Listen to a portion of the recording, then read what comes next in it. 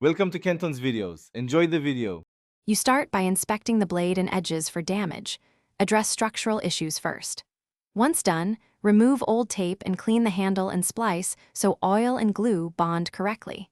Make sure the surface is dry and dust-free before sanding.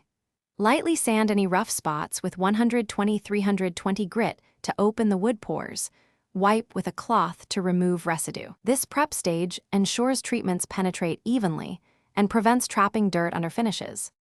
Now you apply linseed oil in thin, controlled coats to kneading areas and edges.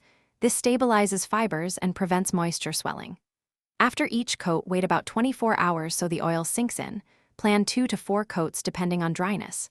For small dents or small chips, use cane glue or wood filler, then clamp or tape until set to maintain shape. Once set, sand lightly between treatments to smooth and promote adhesion. Wipe clean so the next layer bonds well.